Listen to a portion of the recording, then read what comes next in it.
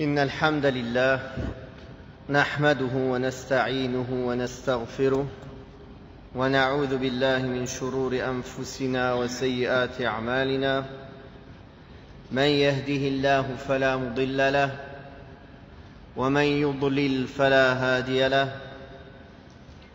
وأشهد أن لا إله إلا الله وحده لا شريك له وأشهد أن محمدًا عبده ورسوله يا أيها الذين آمنوا اتقوا الله حق تقاته ولا تموتن إلا وأنتم مسلمون يا أيها الناس اتقوا ربكم الذي خلقكم من نفس واحدة وخلق منها زوجها وبث منهما رجالا كثيرا ونساء واتقوا الله الذي تساءلون به والأرحام إن الله كان عليكم رقيبا يا أيها الذين آمنوا اتقوا الله وقولوا قولا سديدا يصلح لكم أعمالكم ويغفر لكم ذنوبكم ومن يطع الله ورسوله فقد فاز فوزا عظيما أما بعد فإن أصدق الحديث كتاب الله وخير الهدي هدي محمد صلى الله عليه وسلم وشر الأمور محدثاتها وكل محدثة بدعة وكل بدعة ضلالة وكل ضلالة في النار. On remercie Allah de nous avoir permis de nous faire atteindre le mois de Ramadan. Le mois qu'Allah tabaraka wa ta'ala a choisi sur tous les autres mois. Le mois de Ramadan dans lequel il a révélé le Coran, il a descendu le Coran subhanahu wa ta'ala. Ce mois de Ramadan, le prophète Mohammed sallallahu alayhi wa sallam et les compagnons du prophète sallallahu alayhi wa sallam ainsi que les gens pieux y donnaient une grande importance. Ils s'y préparaient des mois à l'avance et une fois que le mois était passé, ils demandaient à Allah d'accepter ce qu'ils ont pu y faire après que le mois de Ramadan soit passé. Le messager d'Allah sallallahu alayhi wa sallam a dit que celui qui jeûne le mois de Ramadan avec foi et conviction en Allah et en attendant la récompense d'Allah, ses péchés passés seront pardonnés. Avec foi et conviction et sincérité, c'est-à-dire qu'il fait cela pour Allah tabaraka wa ta'ala. Wa l'ihtisab, c'est que la récompense il attend d'Allah seul et de personne d'autre. Il n'y a pas de doute que ce mois-ci, comme Allah tabaraka wa ta'ala l'a révélé, a une grande valeur. Mais le temps passe rapidement. Déjà la moitié du mois est passée et chacun est plus à même de savoir s'il a fait les efforts qu'il fallait et il a bien débuté ce mois de Ramadan. Mais alhamdulillah, il n'est pas trop tard. Il reste encore un peu moins de la moitié du mois. Le fait de jeûner le mois de Ramadan, ce n'est pas seulement s'abstenir de tous ceux qui annulent le jeûne pour qu'il soit seulement valide. L'objectif n'est pas seulement de valider son jeûne ou de valider ses actions. Et malheureusement aujourd'hui, la majorité des musulmans ne pensent qu'à comment valider leurs actes. Comme s'ils devaient juste passer un examen, il faut que je valide. J'arrive à avoir 10, je passe, c'est bon, je passe à l'étape supérieure. Non, l'objectif est l'acceptation des actes. Qu'Allah accepte nos actes. Qu'Allah accepte nos œuvres pour qu'il puisse nous en donner la plus grande des récompenses. Et le messager d'Allah sallallahu alayhi wa sallam a dit, celui qui ne délaisse pas le parler mensonger et le fait d'agir avec le mensonge, Allah n'a nul besoin qu'il délaisse sa nourriture et sa boisson. Donc, l'objectif du jeûne, comme Allah tabaraka wa ta'ala l'a clairement déterminé, c'est d'atteindre la piété. La'allakum tattaqun. Et la piété, cela consiste à obéir à Allah tabaraka wa ta'ala, appliquer ses commandements avec science dans l'espoir de la récompense d'Allah et délaisser les interdictions, ce qu'Allah a interdit subhanahu wa ta'ala avec science, avec une lumière provenant d'Allah, c'est-à-dire science, par crainte du châtiment d'Allah tabaraka wa ta'ala.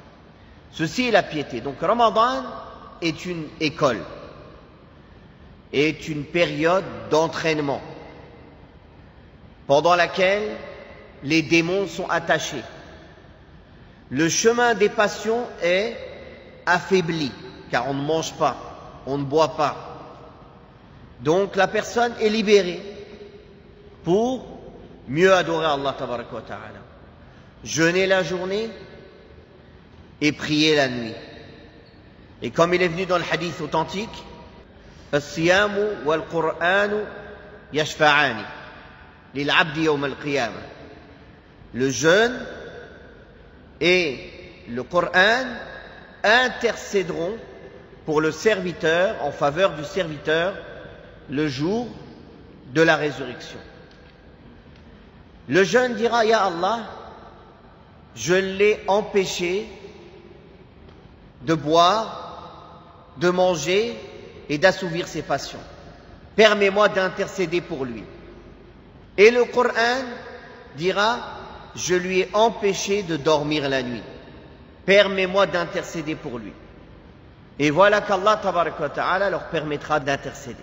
Ceci est valable tout au long de l'année, pas seulement pendant le mois de Ramadan, mais encore plus pendant le mois de Ramadan, quand la personne jeûne obligatoirement le jeûne obligatoire et qu'il prie les prières de nuit.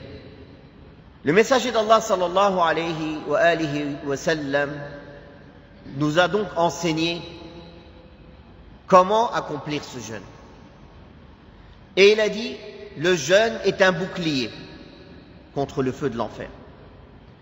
Quand l'un de vous est en état de jeûne, qu'il ne dise pas d'obscénité, ni de grossièreté, et si une personne l'insulte ou le provoque au combat, qu'il dise « je suis en état de jeûne ».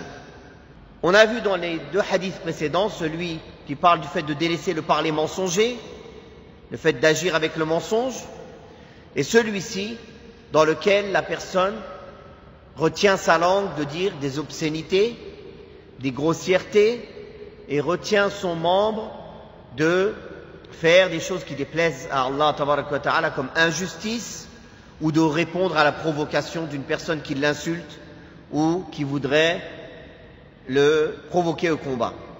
Et qu'ils disent Inni mru'un sa'im, je suis en état de jeûne. C'est-à-dire qu'il se répète à lui-même, pourquoi je vais gâcher mon jeûne? Je suis en état de jeûne. Donc quand tu jeûnes, fais en sorte que tes yeux jeûnent. Tes yeux jeûnent, car le jeûne, ça veut dire quoi? Al-imsak, le fait de se retenir. Se retenir de ce qu'Allah tabaraka wa ta'ala a interdit pendant le jeûne et en dehors du jeûne. Mais auparavant, le jeûne, c'est se retenir de ce qui annule le jeûne, n'est-ce pas? Mais aussi de se retenir pour avoir un jeûne complet, dont la récompense est complète, de ce qu'Allah tabaraka wa ta'ala a interdit généralement en dehors du jeûne et pendant le jeûne, qui est le parler mensonger, agir en mensonge, qui est le fait de faire tout ce qu'Allah tabaraka wa ta'ala déteste et réprouve parmi les injustices, parmi les péchés, parmi les transgressions, que ce soit les transgressions envers Allah, qui est le polythéisme, l'associaterie, ou la transgression envers soi-même, qui sont les péchés que la personne peut accomplir, qu'Allah nous en préserve, ou bien la transgression envers les serviteurs d'Allah.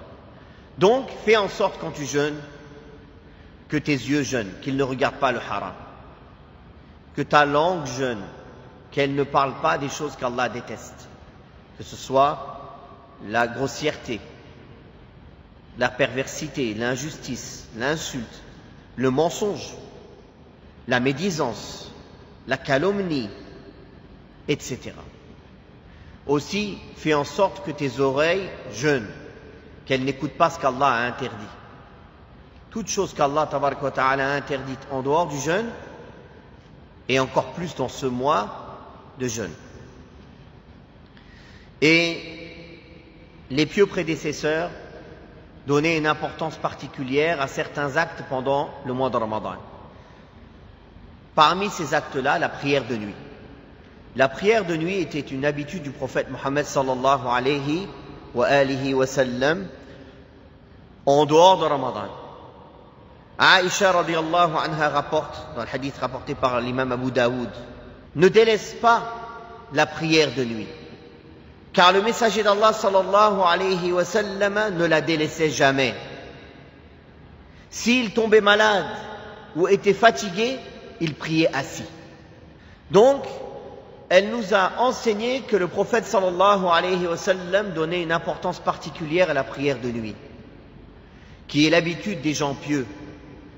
Il a même dit un jour, en parlant d'Abdullah ibn Umar, radiyallahu anhuma, quelle bonne personne que Abdullah, si seulement il priait la nuit. Cette parole du prophète sallallahu alayhi wa sallam lui a été rapportée, et Salim, le fils de Abdullah, disait, depuis qu'il a entendu cette parole, il ne dormait la nuit que très peu. Un rappel, ça lui a suffi, une seule fois. Quel homme bien que Abdullah, si seulement il priait la nuit. Un seul rappel du prophète sallallahu alayhi wa sallam lui a suffi pour que toute sa vie, il ne dorme la nuit que très peu. Radiyallahu anhu an abi. Subhanallah. Voilà les gens dont leur cœur était vivant. Omar ibn al-Khattab radiyallahu anhu priait la nuit ce qu'Allah lui avait écrit de prier. Jusqu'à ce qu'il arrive à la moitié de la nuit, où il réveillait sa famille et il leur disait As-salat, as-salat, as-salat, la prière, la prière.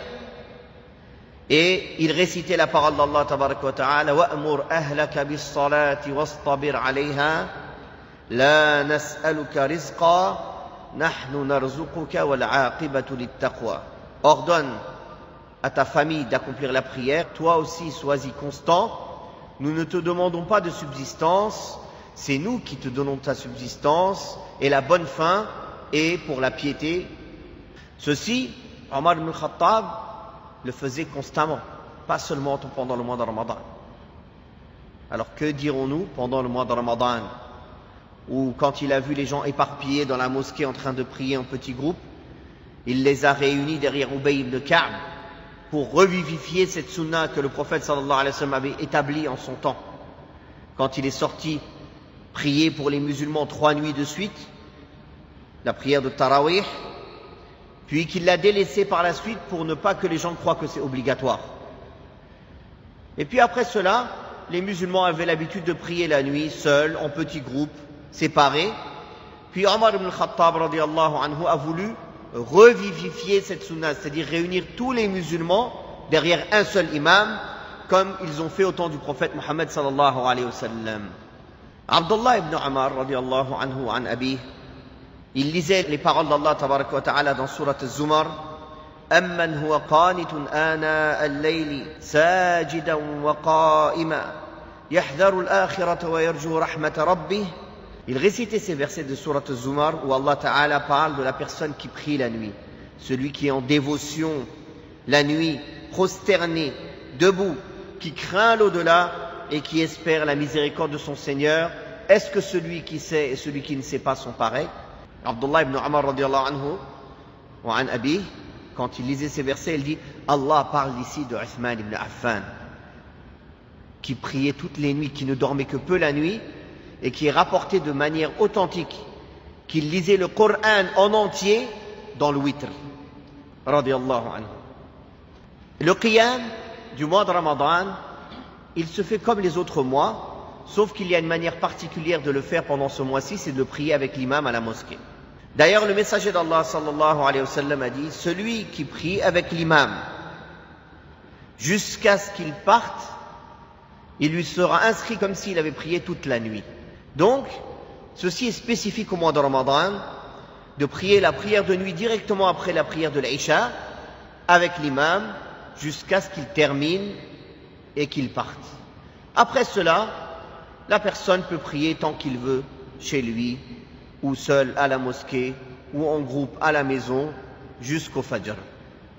Même s'il a déjà prié le witr avec l'imam, il pourra prier des prières en nombre pair, shafa'a, tant qu'il veut. Et ceci, il n'y a pas de mal, car il a devancé le witr pour une raison valable, qui est le fait de finir la prière avec l'imam. Sinon, en temps normal, il est recommandé de laisser le witr comme dernière prière de la nuit. Ceci est une sunna très recommandée. Mais il est rapporté dans le Sahih de l'imam Muslim que le messager d'Allah sallallahu alayhi wa sallam avait prié la nuit, il a prié le witr, et après le witr, il a fait 2 unités de prière assis pendant la nuit. Donc ceci montre la permission de prier après le witr. Ceci montre la permission de prier d'autres prières de nuit après le witr. Parmi les œuvres auxquelles les pieux prédécesseurs donnaient une importance particulière tout au long de l'année et surtout pendant le mois de Ramadan, c'est nourrir les gens. Nourrir les gens en général et nourrir les jeûneurs, donner le repas de la rupture du jeûneur en particulier. Et le messager d'Allah sallallahu alayhi wa sallam a dit, en parlant du fait de nourrir les gens, ô vous les gens, ayyuhan nas, afshu salam, répandez le salut, at'imu ta'am, nourrissez les gens, wasilul arham, et tenez les liens de parenté, wasallu bil layli wan nasu niyam, et priez la nuit alors que les gens dorment, tadkhulul jannata bisalam, vous entrerez au paradis en toute sécurité. Ô vous les gens,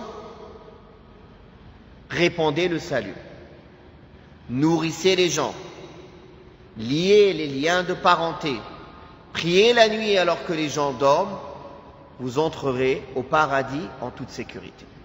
Et Allah tabaraka wa ta'ala parle des gens qui nourrissent les autres même quand ils sont en besoin.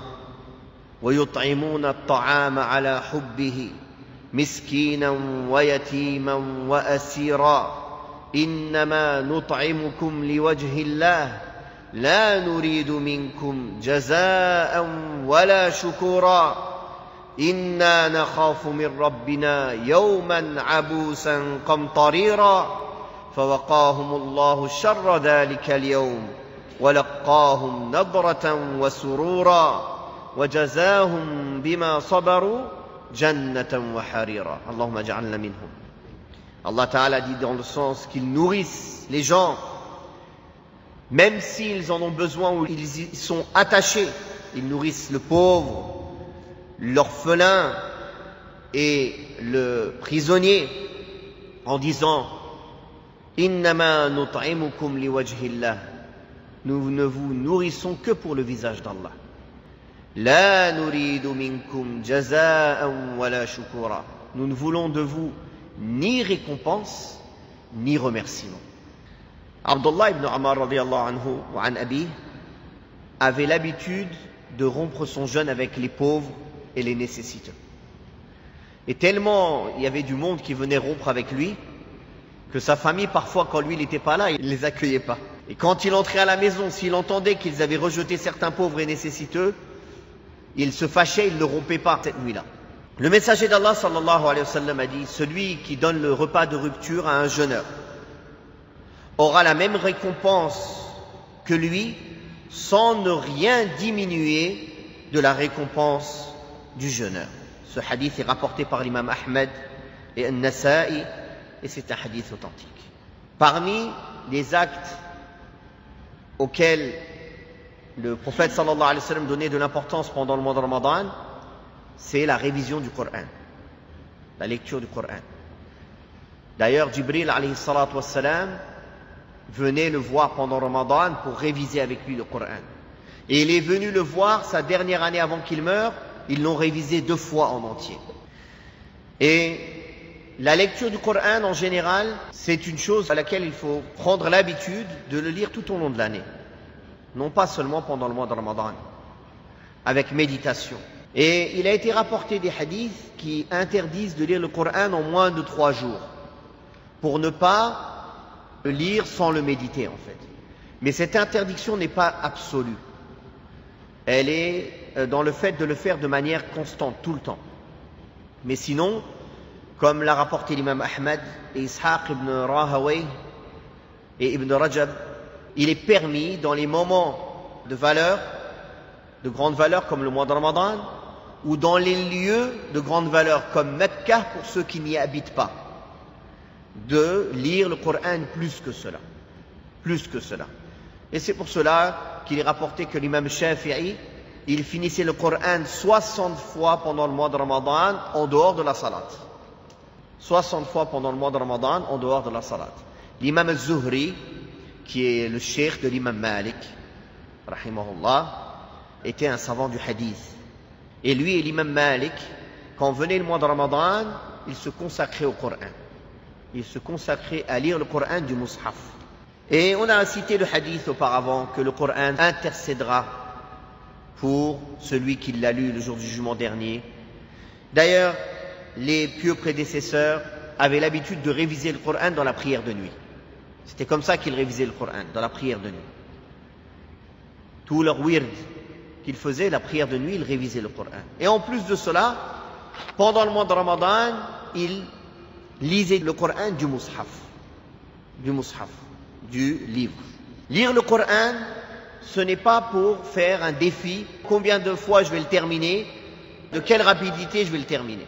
Mais l'objectif, c'est de se délecter dans la lecture du Coran, de le méditer. Si on n'est pas arabophone, il n'y a pas de mal à lire une petite traduction en même temps à côté pour comprendre le sens, pour méditer sur son sens et que cela touche les cœurs. Car l'objectif n'est pas simplement juste la lecture. Alhamdulillah, celui qui le lit avec une intention sincère, il aura des hasanats, même s'il ne le comprend pas. Pour chaque lettre, 10 hasanats. Et Allah multiplie à qui il veut. Mais s'il le médite et l'on comprend les sens, alors c'est l'objectif. C'est l'objectif du Coran. C'est de le méditer et de le pratiquer. D'ailleurs, Allah tabaraka wa ta'ala a blâmé ceux qui ne méditent pas le Coran. Et le messager d'Allah sallallahu alayhi wa sallam, pourtant sur qui le Coran a été révélé, a rencontré une fois Abdullah ibn Mas'ud radiyallahu anhu. Il a dit à Abdullah, lis-moi le Coran. Il a dit, je te le lis au messager d'Allah alors que le Coran il t'a été révélé. C'est moi qui vais te le lire alors que le Coran t'a été révélé.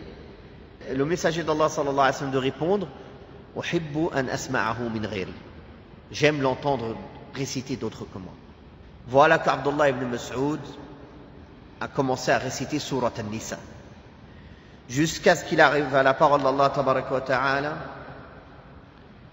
فكيف إذا جئنا من كل أمة بشهيد وجئنا بك على هؤلاء شهيدا.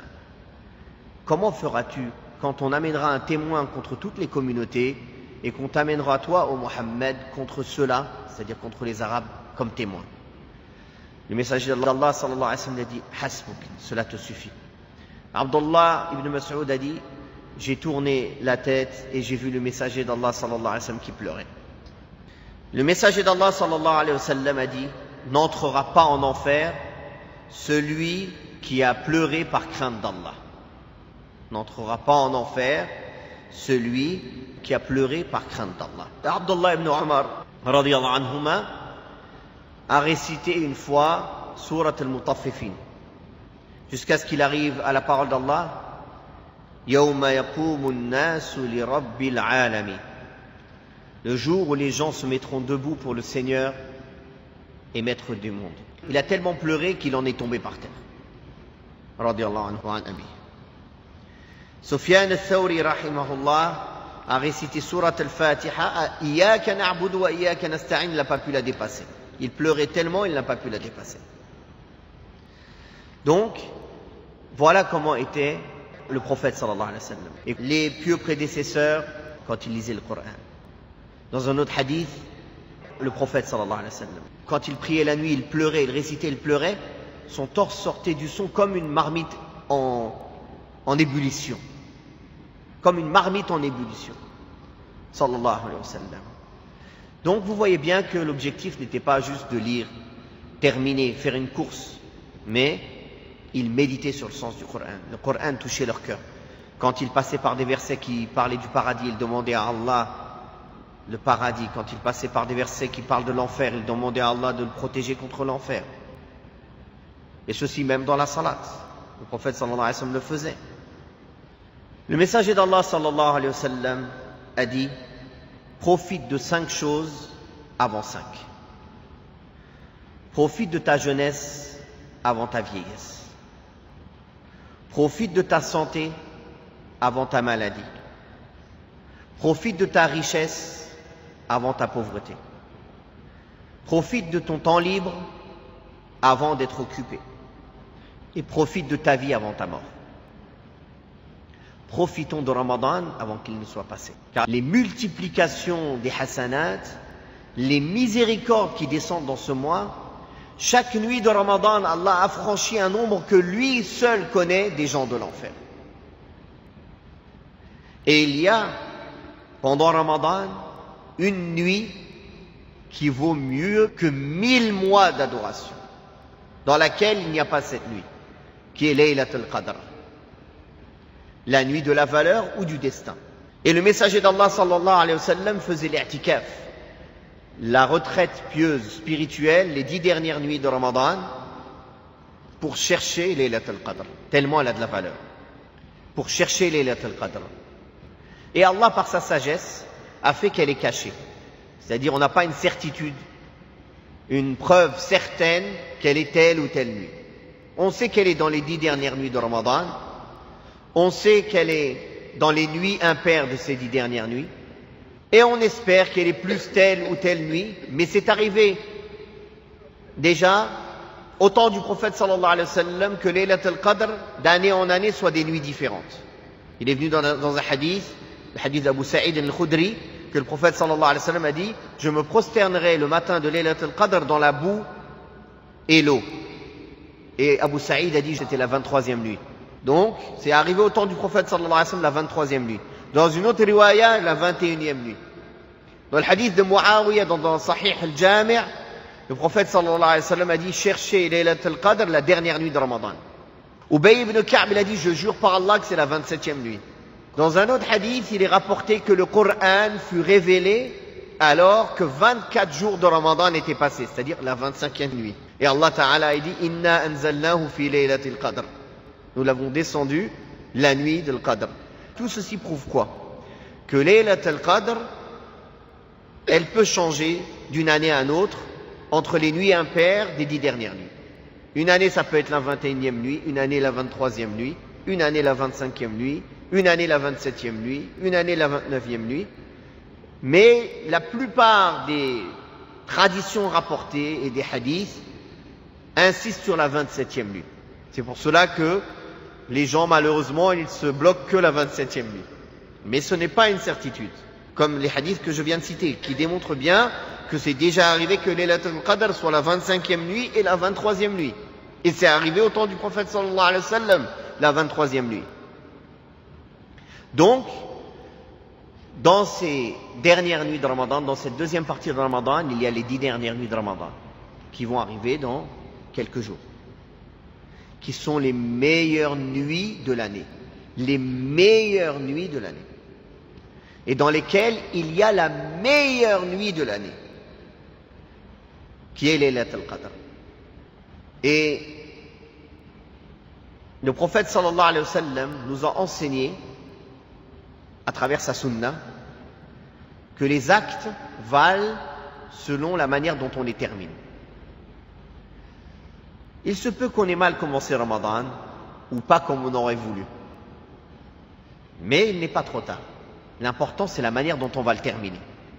La personne peut se rattraper et essayer de faire des efforts maintenant pour terminer Ramadan en beauté. Et en profiter au maximum. Et surtout ne pas rater les 10 dernières nuits et les Laylatul Qadr. Et le messager d'Allah sallallahu alayhi wa sallam nous a mis en garde de ne pas perdre son temps. Malheureusement, c'est une mauvaise habitude répandue chez beaucoup de gens pendant le mois de Ramadan, c'est faire passer le temps en tuant le temps, perdre son temps.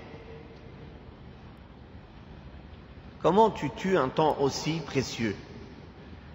Comment une personne, c'est comme s'il avait des mallettes avec des milliards de dollars et il les jette, il les brûle.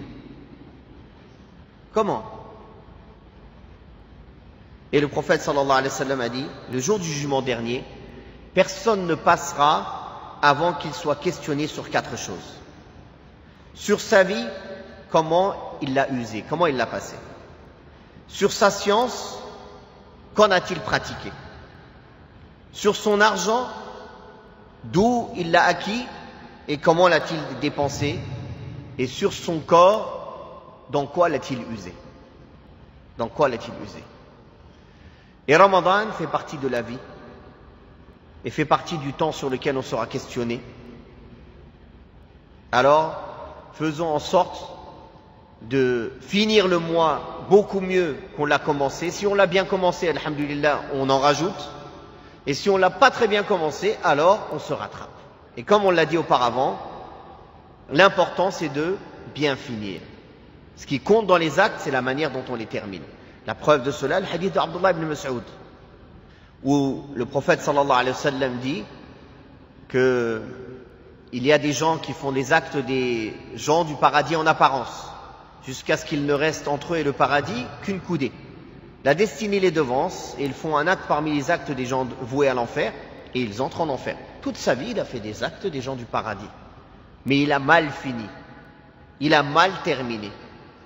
Et il est voué à aller avec les gens de l'enfer. Et l'autre, il y a des gens qui font les actes des gens de l'enfer jusqu'à ce qu'il ne reste entre eux et l'enfer qu'une seule coudée. La destinée les devance, ils font des actes parmi les actes des gens du paradis et ils y entrent. Donc on voit bien dans ce hadith l'importance de la manière dont on finit. Donc on est sur la deuxième partie, donc sur la fin de Ramadan, et c'est à cette fin-là, Inch'Allah, qu'on va donner de l'importance et plus d'efforts. Abu Huraira radiyallahu anhu, quand il jeûnait en dehors de Ramadan, lui et ses compagnons, ils restaient à la mosquée. Pour préserver mon jeûne, je reste à la mosquée. Ils passaient le maximum de temps à la mosquée. Et donc, parmi les actes qu'il y a, je ne sais pas si cette année, Inch'Allah, s'ils redonnent l'autorisation de faire l'i'tikaf, ou s'il y a des mosquées qui autoriseront avec l'i'tikaf en s'inscrivant, si Allah facilite, alors alhamdulillah, ce sera une chose à essayer de profiter. La retraite spirituelle, les 10 dernières nuits de Ramadan, c'est très profitable. Pour ceux qui l'ont déjà testé auparavant, c'est vraiment une adoration qui a un grand impact sur le cœur. Qu'Allah nous permette ainsi que vous de profiter de ce mois de Ramadan et de ne pas en laisser passer un instant dans la désobéissance ou dans l'insouciance, et qu'il nous inscrive ainsi que vous parmi les affranchis de l'enfer pendant ce mois béni, et qu'il nous permette de profiter des jours de Ramadan restants et d'atteindre Laylat al-Qadr et d'en gagner la plus grande des récompenses. Barakallahu fikum, wallahu ta'ala a'la wa a'lam, wa sallallahu ala Muhammadin wa ala alihi wa sahbihi wa sallam.